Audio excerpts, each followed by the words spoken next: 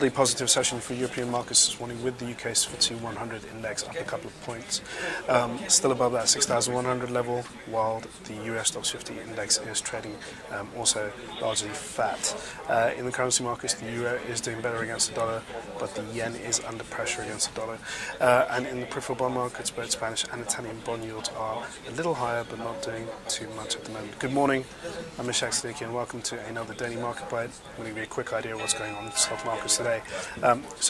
In Asia, news of the weekend is giving sentiment a bit of a lift, and that comes after the Japanese government has indicated to the Bank of Japan that they need to state a clear inflation target of about 2%.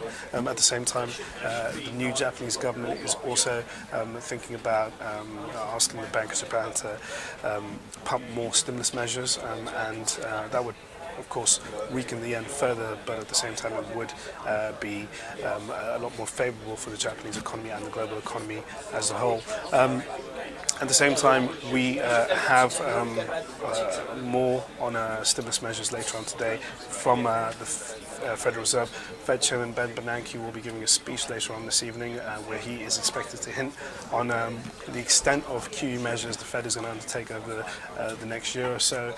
Now, recent minutes from the Fed meeting in December suggested that the Fed may look at halting QE as early as mid-2013, if not, perhaps by the end of the year. It's very much dependent on how they can stabilise the job market, if they can get it below that 6% mark. At the moment right now, markets are unconvinced that the Fed can get it below 6%, so we are expected to see QE continue until the end of the year, but we're looking for more information from Fed Chairman Bernanke and his view on the US economy at the moment.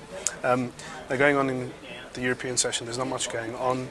We have very little economic data. We have industrial production now, which is expected to bounce modestly, about 0.2%. Nothing to really shake the markets and act as a catalyst. Most of the session is going to be looking forward to Fed Chairman Bernanke's speech.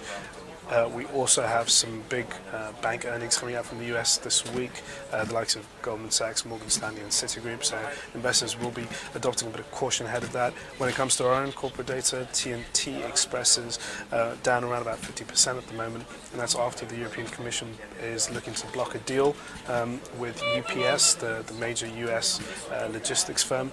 So that's hitting the stock pretty hard, and it's also hitting other logistic firms in Europe, such as PostNL, which is down about 15% at the moment. So that's all for your daily market bite. Tune in for another one tomorrow. Thanks.